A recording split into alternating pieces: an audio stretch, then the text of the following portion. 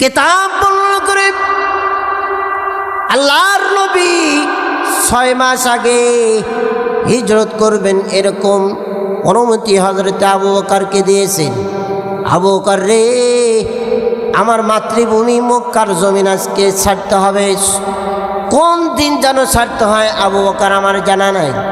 জানিয়া রাখো, আবু বকর ওই হিজরতের মুহূর্তে তুমি আমার সাথী হবে। আওয়াজ দেবেন সুবহানাল্লাহ। হযরত নবী হিজরত করার জন্য ডাক দেবেন আবু বকর। ছোট্ট আওয়াজে আওয়াজ দিয়েছেন আবু বকর। কিতাব বর্ণনা করে সিরাতে মুগলতাই নামক কিতাবের ভিতরে আসছে, হযরতে আবু বকরকে যখন ছোট্ট আওয়াজে নিজুম রজনীতে আবু বকর বলে ডাক দিয়েছে, সাথে সাথে হযরতে আবু বকর ঘরের দরজার খিড়কিটা খুলিয়া দিয়া লাব্বাইকা ইয়া রাসূলুল্লাহ, জোরে বলেন সুবহানাল্লাহ, লাব্বাইকা ইয়া রাসূলুল্লাহ। নবীজি আবু বকরের অবস্থা দেখে জরজর করে পানি ছাড়ে। আবু বকর, কতদিন আগে বলেছিলাম, আর আপনি আজকে আমার সামনে এরকমভাবে খুলে দিলেন। আপনি কি ঘুমান না? আল্লাহর দোস্ত, যেদিন থেকে আপনি বলেছিলেন ওই দিন থেকে শুধু আমি আবু বকর নয়, আবু বকরের তামাম ফ্যামিলির প্রত্যেকটা সদস্যের ঘুম হারাম। আওয়াজ দেবেন সুবহানাল্লাহ। কেন গো? কারণ হলো আল্লাহর দোস্ত মুহাম্মদুর রাসূলুল্লাহ আমার ঘরের দরজার সামনে এসে আবু বকর বলে ডাকবে, আর আবু বকর নাক ডাকে ঘুমাইবে, এরকম ক্ষমতা আবু বকরের নাই। আওয়াজ দেবেন সুবহানাল্লাহ। কেন? হযরতে আবু বকর হযরতে আসমা খানার দায়িত্ব দিয়েছে। হযরতে আবু বকরের মাওলা গোলাম আছে, গোলামকে ইয়াসির নামক গোলাম আছে, ইয়াসির গোলামকে ওনাকে উট টানার দায়িত্ব দিয়েছে। হযরতে আবু বকর একবার উট টানে, ইয়াসির নামক গোলাম আর একবার উট টানে। টানতে এক পর্যায়ে ওই গারে সাউরে চলে গেছে। গারে সাউর এই পাহাড়টা কত উঁচা। হ্যাঁ, ঐতিহাসিকগণ আল্লামা গিবুল লেখেন এই পাহাড়টা এত উঁচা, বাংলাদেশের 40 তালা বানানো যাবে এরকম উঁচা। আওয়াজ দেবেন সুবহানাল্লাহ। 40 তালা বানানো যাবে। কিতাব বর্ণনা করে হযরতে নবীজি যখন গারে সাউরের সামনে আসছে, নবীজি ক্লান্ত দেহ, উঠতে পারেন না। হযরতে আবু বকর বলেন, পয়গম্বর, চিন্তার কোনো দারুণ নাই, তার কারণ আপনার এতদিন আবু বকর এতক্ষণ ছিল আবু বকরের উট বাহন, এখন আবু বকর হয়ে যাবে বাহন। আওয়াজ দেবেন সুবহানাল্লাহ। কিতাব বর্ণনা করে হযরতে আবু বকর সিদ্দিক নিজের কাঁধটা পেতে দেয় আবু বকরকে। আবু বকর বসে যায়, আল্লাহর নবীকে সুন্দর করে আবু বকর কাঁধে উঠায়। এক পর্যায়ে হাজী সাহেবগণ আমি শুনেছি, ওই পাহাড়ে যখন উঠে, পাহাড়ের উপর যখন একজন মানুষ দাঁড়ায়, নিচের মানুষদেরকে পিঁপড়ার মতো দেখা যায়। ঠিক না বাড়ি জোরে কর। এই পাহাড় উপর দিয়ে উঠতেছে, আবু বকরের কোনো ক্লান্তি নাই, চলতেছে, কোনো ক্লান্তি নাই। লাস্ট পর্যায়ে আবু বকর গুহার ভিতরে ঢুকলেন। নবীজি, আমি পুরস্কার করে নেই। সুবহানাল্লাহ। আজাইবুল মালাকুত কিতাবের, আজাইবুল মাখলুকাত কিতাবের ভিতরে লিখছে, হযরতে আবু বকর ভিতরে ঢুকলেন, নিজের রুমালটা ছিঁড়ে গর্ত বুঝাইতেছেন, গর্ত বন্ধ করে দিতেছেন। এক পর্যায়ে একটা গর্ত বাত আছে, হযরতে আবু বকর ডান পায়ের বৃদ্ধাঙ্গুলি দিয়ে এরকমভাবে রেখে দিলেন।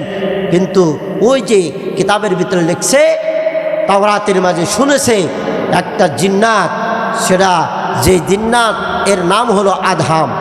যে জিন্নাতের নাম কি? আদহাম। আদহাম নামক জিন শুনেছে আল্লাহ রসুল এই মদিনাতুল মুনাওয়ারায় এই দিক দিয়ে হিজরত করবে, এই গুহায় অবস্থান করবে। আওয়াজ দেবেন সুবহানাল্লাহ। কিতাব বর্ণনা করে হযরতে ওই যে নবীজিকে সংরক্ষণের জন্য, আদহাম জিনকে পাসারের জন্য যখন এই সব গর্থ সব লাভ করে, সব বন্ধ, সব বন্ধ, সব বন্ধ, লাস্ট পর্যায়ে এক জায়গায় সুন্দর চেহারা দেখা যায়, সুন্দর মানুষের পা দেখা যায়, বৃদ্ধাঙ্গুলি দেখা যায়। কিতাব বর্ণনা করে ওই আদহাম জিনটা বারংবার ওই জায়গায় আক্রমণ করেছে। জানিয়া রাখেন, সাপ বেশে যখন আক্রমণ করে কি পরিমাণ ব্যথা হতে পারে।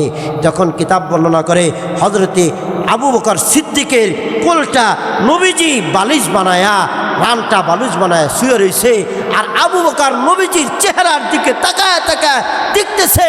দেখার পরে যখন এই বিষের যন্ত্রণায় সব মনে চাইতেছে একটু নড়াচড়া করি, কিন্তু নড়াচড়া করে না, সাথে সাথে টাস করে ওই চোখের পানিটা নবীজির চেহারার উপর পড়েছে। তখন পড়ার সাথে সাথে আল্লাহ নবীজির ঘুম বানিয়ে গেছে। কিরে, কোন থেকে বৃষ্টি আসে? ওই বৃষ্টি নয়, আবু বকরের চোখের পানি আমার চেহারার উপর পড়েছে। আওয়াজ দিয়ে বলেন সুবহানাল্লাহ। আবু বকর কি হয়েছে? কি হয়েছে আবু বকর? ওই হুজুর কিছু হয় নাই, আপনার চেহারা যে সুন্দর চেহারা, মলিন, এরকম দেখা যায় কালো। ভাই হুজুর কিছুই হয় নাই।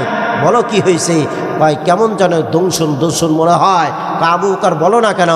হযরতে আবু বকর সিদ্দিক বলেন, জান যেতে পারে, আবু বকর মারা যেতে পারে, কিন্তু আল্লাহর দোস্ত এখানে তার দমের ভিতরে ডিস্টার্ব হবে।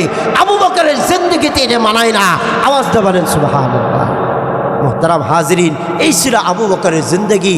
ওই আবু বকরেও কবরের চিন্তায়, জাহান্নামের আগুনের চিন্তায়, আখেরাতের চিন্তায়, আদালতের কিবরিয়াতে কেমনে দাঁড়াবে এই চিন্তায় হযরত আবু বকরও কান্দে। খুব ভালো করে শুনবেন, শুধু আবু বকর কান্দে না, হযরত খাদিজাতুল কুবরাও কান্দে। আওয়াজ দিয়ে বলেন সুবহানাল্লাহ। আলোচনা চলবে না মোনাজাত করে দেই নাকি? কি গণ ইনশাআল্লাহ। জানা রাখেন, আমাদের মা বোনদের অবস্থা একটা বলে যায়, আমাদের মা বোনদের অবস্থা তো বেশি ভালো না। হায় রে হায়, আমি এক জায়গায় এই যে গত ঈদে এক জায়গায় বাজার করতে গেছি, রতনগঞ্জ বাজার। আমার খুব ভালো মানুষ, আমার খুব মহাব্বত করে। যে বাজারে বিবি সাবদের জন্য বাজার করতে গেছে, আমাদের বউ তো আবার ওখানে যায় না।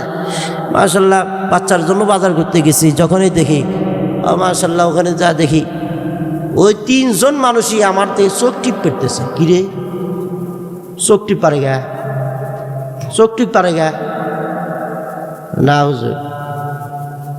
হুজুর এই মুহূর্তে আইসেন না, রোজার দিন তো, আবার এই মুহূর্তে আইসেন না। ভাই আসমন কোন সময়? আমাদের সময় তো আসর পরে, অনেক ব্যস্ততা। বলছে না, এই মুহূর্তে আইসেন না, আগামীকাল আইসেন। ভাই তার মানে কি? ওই যে দাম টুম বসে রয়েছে, এদের আগে বিদায় করে নেই। বোঝেন নাই কথা?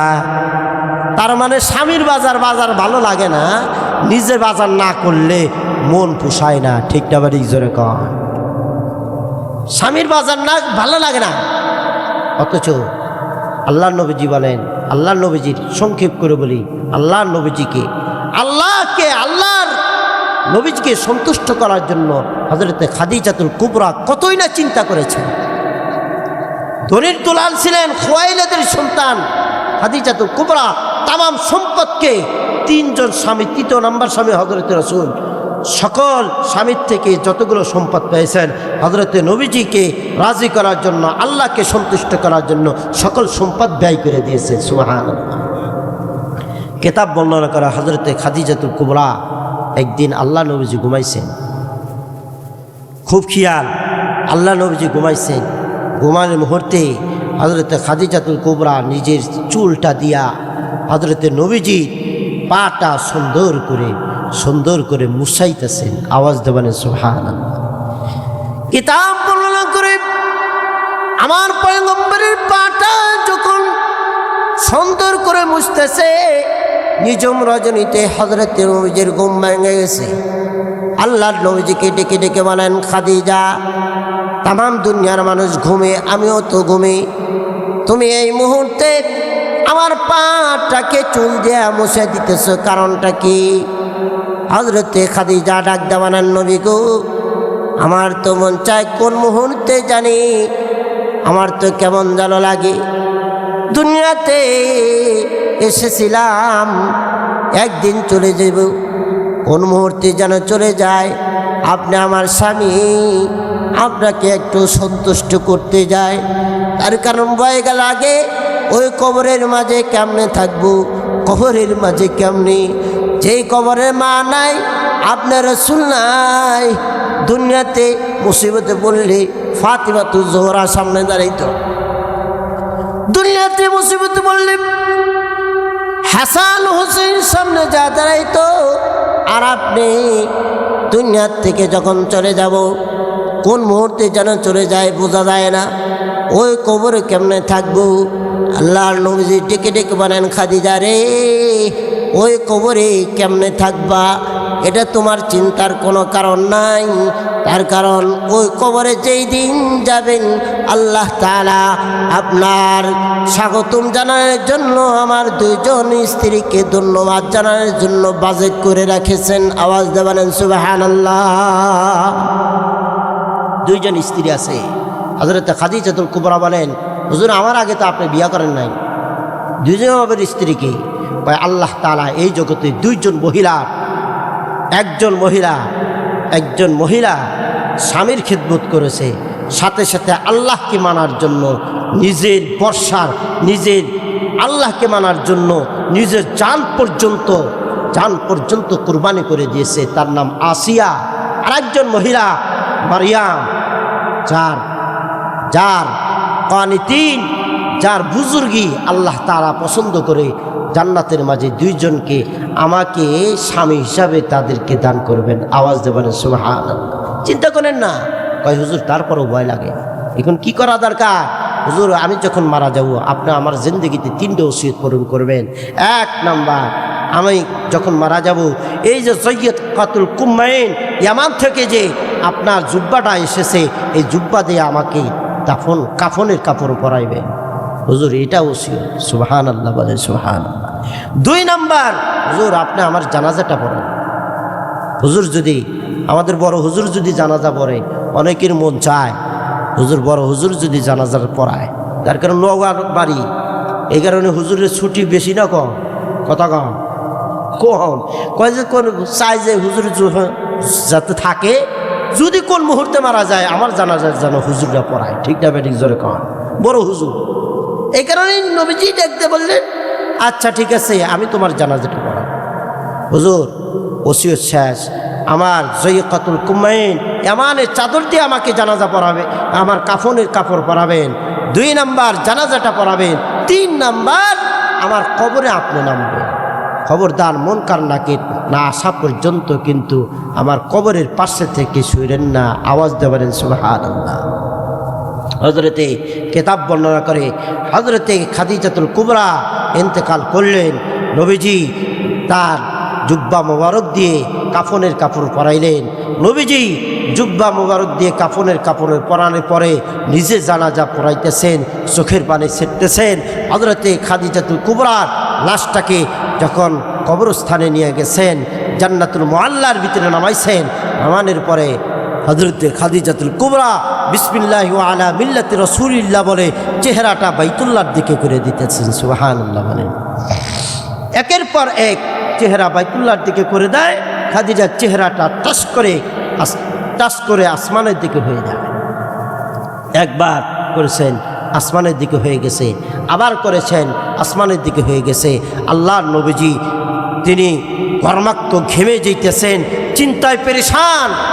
আবার যখন বাইতুল্লাহর দিকে চেহারা করেছেন, টাস করে চেহারাটা তার বাইতুল্লাহর দিকে সরে যেয়ে আসমানের দিকে হয়ে যেতেছে। আল্লাহর নবী যখন কান্দে, কিতাব বর্ণনা করে আল্লাহ তাআলা তখন আরশে মুআল্লা থেকে আদেশ করেন, জিবরিল কোথায় আছো তুমি? সরাসরি চলে যাও। আমার হাবিব কেন এত চিন্তা করে? আমার হাবিবকে সালাম জানাও, এই মুহূর্তে যা সালাম জানাও। তামাম দুনিয়ার পুরুষ মহিলাদের চেহারা থাকবে হলো বাইতুল্লাহর দিকে। আমি খাদিজাতুল কুবরার চেহারা যেন আমার দিকে থাকে। আমি খাদিজার ব্যাপারে চিন্তিত হওয়ার কারণ নাই। তামাম দুনিয়ার মানুষ মুনকার নাকিরের প্রশ্নের জবাব পাইতে তারা অনেক পেরেশান থাকবে।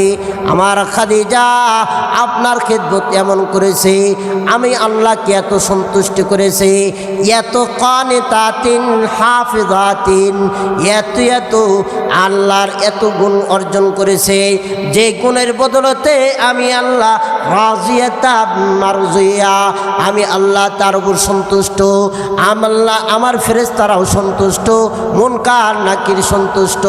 জানিয়ে রাখো খাদিজার প্রশ্নের উত্তর দেওয়ার কোনো চিন্তা নাই। মহান রব্বুল আলামিন আহকামুল হাকিমিন ডেকে ডেকে বলেন, আমি খাদিজাকে প্রশ্নের উত্তর বলে দেব, আর খাদিজা মুনকার নাকিরের প্রশ্নের উত্তর দেবে। আওয়াজ দিয়ে বলেন সুবহানাল্লাহ। সেই খাদিজা কবরের ভয়ে কান্দে, আর আমাদের মা বোনদের অবস্থা খুব জটিল। একদিন আলোচনা হলে ইনশাআল্লাহ এই ব্যাপারে আলোচনা করব ইনশাআল্লাহ। আল্লাহ আমাদেরকে কবুল আর মঞ্জুর করেন, আমিন বলেন আমিন।